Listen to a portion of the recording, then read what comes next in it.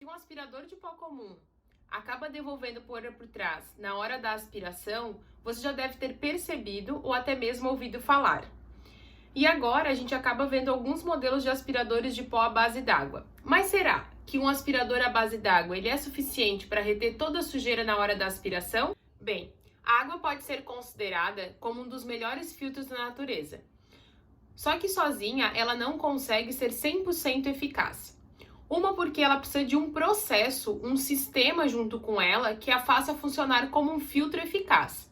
E outra porque existem tipos de poeiras que são hidrofóbicas, ou seja, que não se aderem, que não grudam na água. Falando sobre como o Rainbow pode ser tão eficaz considerando esses dois pontos, e o único a atingir o nível de não devolver poeira por trás, é que o Rainbow possui uma peça chamada separador de partículas, que é uma peça patenteada.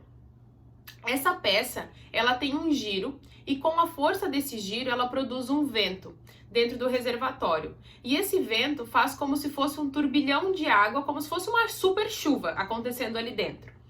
E isso faz com que quebre as moléculas de água e assim tudo que é captado acaba sendo retido nessa água e não é devolvido por trás. Então, a primeira forma da Rainbow ser eficaz e utilizar a água como filtro que vai funcionar é o fato dela ter essa peça exclusiva chamada separador de partículas.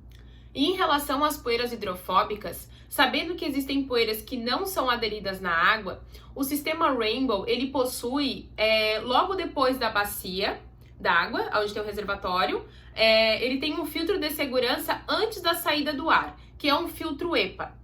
Ele é um filtro de segurança porque ele vai ser utilizado para essas poeiras que não são aderidas na água 100%, como por exemplo, a poeira de massa corrida, poeira de cimento, poeira de pó de gesso, então aquelas poeiras às vezes de obra, né? De pós-obra. Então esse filtro de segurança EPA, ele vai servir como um filtro extra, além da água, para que realmente seja garantido que não seja devolvido nenhum tipo de poeira para o ambiente na hora que está utilizando o Rainbow como aspirador. Então, respondendo a pergunta inicial do vídeo, né? Na verdade, um aspirador de pó à base d'água, ele não é considerado eficaz e ele pode ter a mesma função de um aspirador de pó comum na hora da limpeza. Ou seja, não basta ter só um aspirador à base d'água. Tem que ser visto esse sistema, como que funciona esse filtro à base d'água dentro daquele sistema e também se existe um filtro de segurança além desse filtro da água, né, para que realmente tu tenha garantia de que não vá ser devolvido nenhum tipo de sujeira na hora que tu aspira.